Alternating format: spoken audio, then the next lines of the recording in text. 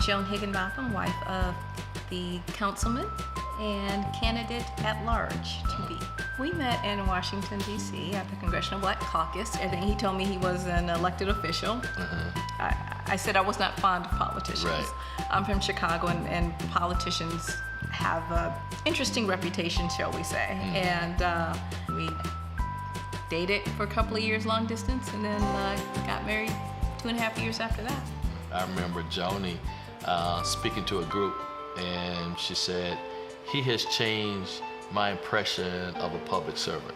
And I got emotional, you know, here I am, I got to speak in a few minutes, and you hear your wife saying things like, he really changed how I felt about people serving the community. You know, it made me feel very good, because I can tell you, she did not have a high opinion of elected officials before. But here's the fascinating thing about Joni, is she's so humble, and so she didn't mention that she was an astronaut. So I had to like pull it out of her. I was like, "What did you do before Marathon Oil?" She's like, "Oh, I worked for NASA." "What did you do at NASA?" "Oh, I was an astronaut." I mean, you just don't say I was an astronaut and keep talking.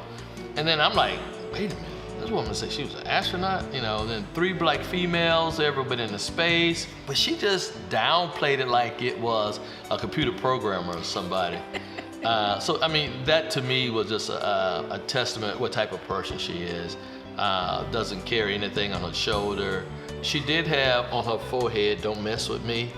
But then I told her once you peel that back, she is just caring, really believe in helping people. And I tell her all the time, she makes me better. When people meet, I think, you know, everybody need to bring something to the table. And what Joni brought to the table with me was someone who made me get organized, try to prioritize what I was going to do in life. And on a personal level, for her to come and have to be a bonus mom to 2 teenage daughters, it was a difficult situation for her. But she did it with grace, and she kind of said, "You love your blessings, and I know if I'm going to love you, I have to love your blessings." And so I give a lot of credit to my queen. New city, new job, new wife, mom, teenage girls. So I did like all the big life-changing things at one time. I didn't do birth or death, and that just wasn't going to happen. So it was huge. It was a lot of change at one time. The good thing is, though, I'm in more of a supportive role than being out front. So although I was content to be behind the spotlight, being a little bit in the spotlight is okay. I mean, he has such a passion for what he does, and he's phenomenal at it, and it's more of a gift and a calling than anything else. As an elected official, things are really different in Charlotte. I mean, they're like rock stars. I joke with them all the time. I was like, okay, somebody will say, "Oh, he's so wonderful," and whatever. I said, "It's not like you're an astronaut or anything." she will say that. I keep him a little humble. Yeah, What is he like as a husband?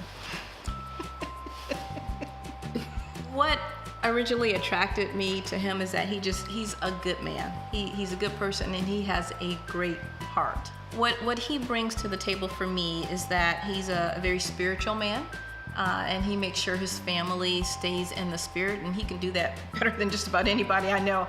You know, he can take you when you're down and make you feel really good. And then he is just always so very positive, which is another wonderful thing.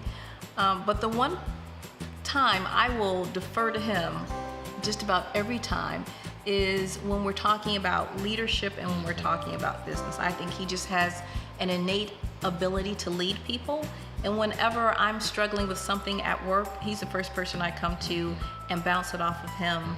And from a leadership standpoint, he has some really great advice.